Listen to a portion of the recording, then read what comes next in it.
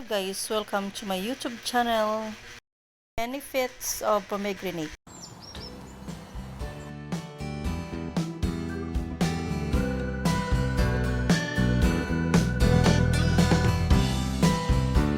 Unsa ni guys, mura siyag bayabas pero naapod siya crown pero dili ni siya bayabas guys.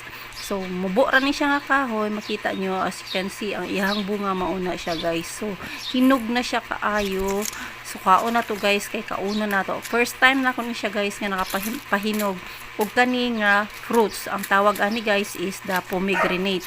So tagsarap po ni siya makita diri sa Pilipinas kay mostly ani sa mga lugar nga dito sa Middle East, sa mga kuan store nila makita nako, pero actually sa mga lamig ni siya nga lugar like gina-import nila gikan day guys sa mga India o sa unsa ni sa Syria o Jordan, nya Egypt, mga inana nga lugar. So kani guys, pangayo ra pud nako ni. So gidala niya gikan sa Middle East tapos gitanom diri guys. So kanina siya guys ang iyahang bunga. So nakakuha na ta guys kani guys oh. Dako kaayo, kulay yellow, pero napod ni siya kulay red. So inani iyang kulay guys. So guys, tan-aw na to guys, testingan nato kung unsaon nato ni siya pagkakita nato sa iyang sulod kung maayo ba. So first time ni siya guys nga na harvest niya siya na makaon siya guys ba nga nakuha na ko nga na kay always yun siya guys may bunga pero dili mo dako kay ginapanguha sa mga bata kay natingala siguro sila kung unsa ni siya nga klasika prutas. So buksan na nato siya guys, tan-aw nato. So kana na guys gibuksan na. So tan-awa ang iyahang sulod guys, daghan kayo siya seeds sa sulod ano. So mauna na siya guys, puti ayang sulod. Uban ana guys is pula ang sulod. Tamis. Wow, tamis kaayo. Lami ni siya guys, daghan siya health benefits like pwede siya sa GERD, pwede siya antitoxin, tapos na po siya anti-inflammatory effect o kanang magkapa younger skin sa ato ang mga skin types. So mao na siya guys, dili nimo makaon ang iyang liso actually. So iyang duga ra imong kaunon ani. So kaunon nimo guys tapos ang iyang liso na siya duga. So kana kaunon nimo siya guys tapos ilabay nimo ang liso, syempre tanggalon nimo. Lami kayo guys, tamis kaayo siya. So tagsara kani guys ang nakakapakuha sa akong GERD dito sa gawas sa Oman. Kanang nawala ako ang intestinal reflux kay dahil sa inani guys nga prutas. So I hope na makatabang ni siya guys sa inyo.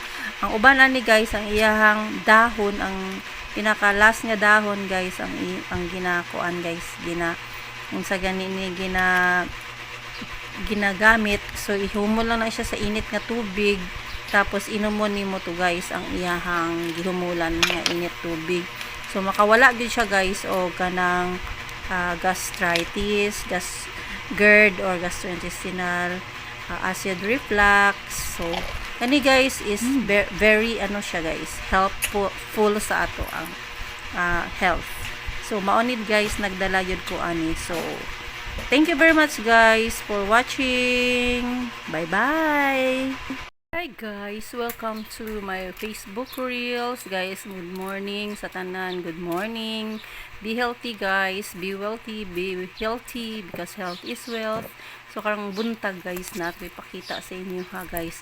Kung katagaan mo ani unsa ni guys, mura siyag bayabas pero naapod siya crown pero dili ni siya bayabas guys. So mubo ra ni siya nga kahoy, makita nyo as you can see ang ihang bunga mauna siya guys. So hinog na siya kaayo. So kauna to guys kay kauna na to. First time na ko ni siya guys nga nakapahinog ug kani nga fruits. Ang tawag ani guys is the pomegranate. So tagsarap po ni siya makita diri sa Pilipinas mostly ani sa mga lugar nga dito sa Middle East, sa mga kuan store nila makita nako, pero actually sa mga lamig ni siya nga lugar, like gina-import nila gikan day guys sa mga India o sa unsa ni sa Syria o Jordan, nya Egypt, mga inana nga lugar. So kani guys, pangayo ra pud nako ni. So gidala niya gikan sa Middle East tapos gitanong diri guys. So kanina siya guys ang iyahang bunga. So nakakuha na ta guys kani guys oh. Oh. Dako kaayo, kulay yellow, pero napod ni siya kulay red. So inani iyang kulay guys. So guys, tan-aw na to guys, testingan nato kung unsaon nato ni siya pagkakita nato sa iyang sulod kung maayo ba. So first time ni siya guys nga na harvest niya siya nga makaon siya guys ba nga nakuha na ko nga na kay always gyud siya guys may bunga pero dili mo dako kay ginapanguha sa mga bata. Kay natingala siguro sila kung unsa ni siya nga klase ka prutas. So buksan na nato siya guys. Tan-aw nato. So kana na guys gibuksan na.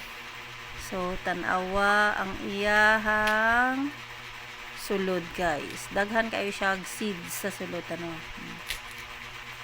So mauna na siya guys, puti. Ayang sulod. Uban ana guys is pula ang sulod. Tamis. Wow, tamis kaayo. Lami ni siya guys. Daghan siya health benefits like pwede siya sa GERD, pwede siya antitoxin, tapos na po siya anti-inflammatory effect o kanang magkapa younger skin sa ato ang mga skin types. So mao na siya guys. Dili nimo makaon ang iyang liso actually. So iyang duga ra imong kaunon ani. So kaunon nimo guys tapos ang iyang liso na siya duga. So kana kaunon nimo siya guys tapos ilabay nimo ang liso, syempre tanggalon nimo. Lami kayo guys, tamis kayo siya. So kani guys ang nakakapakuha sa akong GERD dito sa gawas sa Oman. Kanang nawala ako ang